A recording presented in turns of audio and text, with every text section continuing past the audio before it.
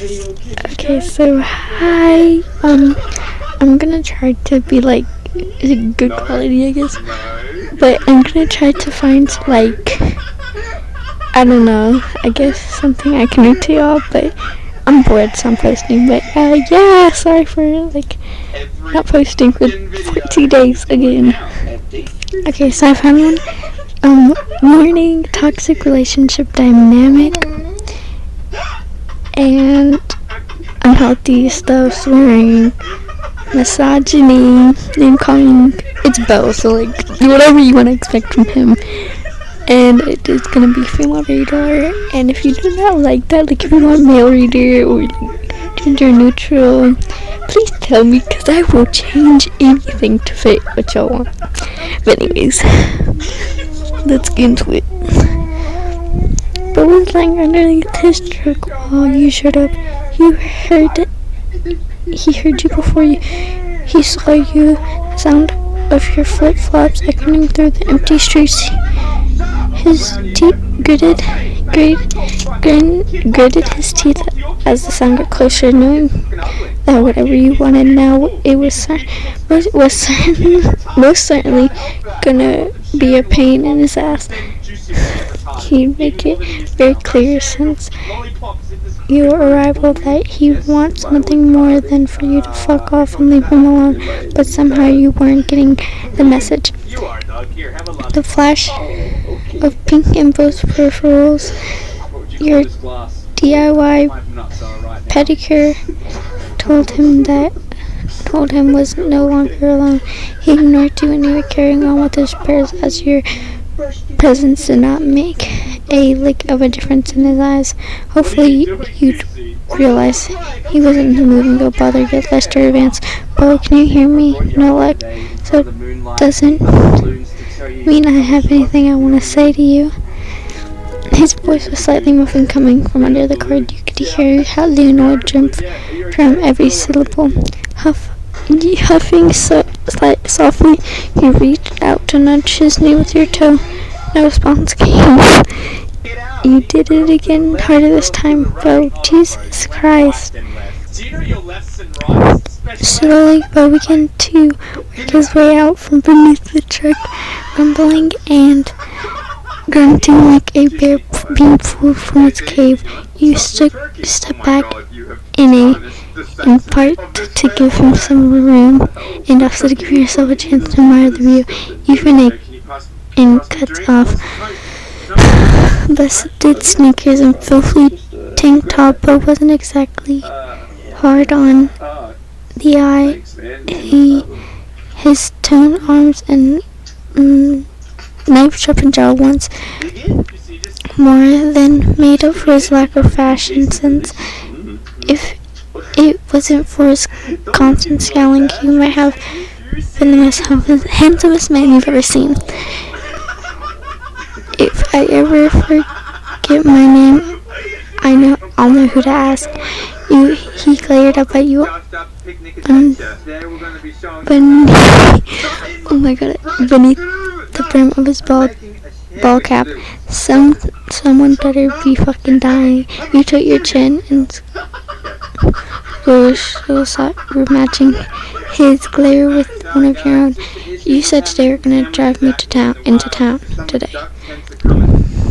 Pull it aside, and that seemed to come from his soles, and his feet muttered out something you couldn't make out, and leaned down to grab the gray rag from off his toolbox. He'd been wiping the grease off his hand, and you watched the way the veins in his arms flexed with inches. I said if the truck was working, I'd take you, but it ain't. So that means you can either go ask Lester to drive you or start walking. Lester's out on a job. You shouldn't shot back, and it's too hot to walk. Bo shook his head and grinned, his teeth somehow plainly white and spit of how much he smoked. You knew well enough by now, though, that for Bo, smiling meant same thing as a dog baring his teeth. was a warning. One, she'd be making sure to keep good on tough shit for you then, darling. You basement would make Bo smell even while he was toying with you now, and was always was. You played right into his hand. Gotcha. I told you, do not call me that. For a moment, Bo was too distracted from a drop of sweat that trickled down from your hairline and your jaw to answer. He watched as the droplet made its way down to the curve of your neck and dripped down to your collarbone, disappearing between your breasts. You were just in a halter top and shorts barely covering your ass. You looked like you made Bo feel hopped and crazy, like he was a horny teenager again. He wanted nothing more than to slam you into the nearest wall and fuck the sass out of you. I'm sorry, darling. He drilled down with an extra care of emphasizing that fat name. Snap your fingers. May have gotten a little JV boyfriend of yours to jump to your attention. Let him stay out in the cold a little longer. But it's gonna take a whole lot more than promising 2 minutes to get me to pay any mind to you anymore. Please, you wouldn't even last that long. Boy, this fiction changes so fast it scared you a little. You'd seem to fly off the handle a million times, throwing shit and screaming, abusing your vans. But this was different.